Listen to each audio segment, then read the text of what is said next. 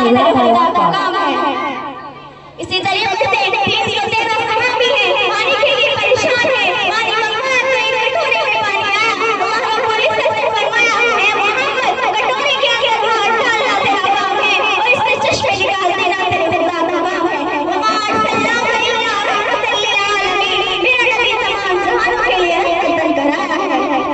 अल्लाह के नबी सल्लल्लाहु अलैहि वसल्लम जब इस दुनिया के अंदर आए थे तो मजदूरों को मजदूरी नहीं दी जाती थी। मजदूरों को मजदूरी 2-3 महीने क्योंकि मजदूरी रखते हैं, उनकी मजदूरी नहीं देते। लेकिन जब अल्लाह के नबी सल्लल्लाहु अलैहि वसल्लम इस दुनिया के अंदर आए तो सल्लल्लाहु अलैहि वसल्लम ने इरशाद फरमाया कि मजदूर को पसीना गिरने से पहले उसे मजदूरी दे दो। यही तो मोहम्मद सल्लल्लाहु अलैहि वसल्लम मेरा नबी तमाम जहानों के लिए रहमत बन कर आया है, मेरा नबी जानवरों के लिए रहमत बन कर आया है। एक अल्लाह के नबी सल्लल्लाहु अलैहि वसल्लम के दरबार में आता है और आता अल्लाह के नबी से कान में कुछ कहता है। सहाबा पूछते हैं, या रसूलल्लाह, इसने क्या कहा? आप सल्लल्लाहु अलैहि वसल्लम ने इरशाद फरमाया कि मुझे जिब्राइल ने बताया कि अपने मालिक की शिकायत कर रहा था कि इसका मालिक इसे खाना कम देता है और उससे काम ज्यादा कराता है। तब अल्लाह के नबी सल्लल्लाहु अलैहि वसल्लम ने इरशाद फरमाया कि जानवर से काम कम लिया जाए और उसको खाना ज्यादा दिया जाए। वमा अरसलनाका इल्ला रहमतल लिल आलमीन, मेरा नबी तमाम जहानों के लिए रहमत बन कर आया है, मेरा नबी औरतों के लिए रहमत बन कर आया है। जब अल्लाह के नबी इस दुनिया के अंदर नहीं आए थे, औरतों की कोई इज्जत नहीं थी, औरतों को कोई मकाम नहीं था, उनको मखसूस अय्याम में जंगल में छुड़ाया करते थे। लेकिन जब अल्लाह के नबी सल्लल्लाहु अलैहि वसल्लम इस दुनिया के अंदर आए, औरतों को 4 इज्जत अता फरमाई। औरत अगर बेटी है तो तेरी इज्जत, औरत अगर बहन है तो तेरी आबरू, औरत अगर बीवी है तो उसका खर्चा तेरे ज़िम्मे, औरत अगर मां है तो उसके कदमों के नीचे जन्नत है। अल्लाह के नबी सल्लल्लाहु अलैहि वसल्लम जब इस दुनिया के अंदर नहीं आए थे तो फैसला के अंदर औरतों को जिन ख्वाहिशात का जरिया बनाया गया था। लड़कियों को बेआबरू कर घर से निकाल दिया जाता था। रोम और ईरान के अंदर औरतों को सजा बनाकर ताबूतों में पैक कर बेचा जाता था ताकि इनकी कोई नफसानी ख्वाहिशात करे। लेकिन चलो उस्ताद सरकार सल्लल्लाहु अलैहि वसल्लम के कदमों में इस्तेआमत की गई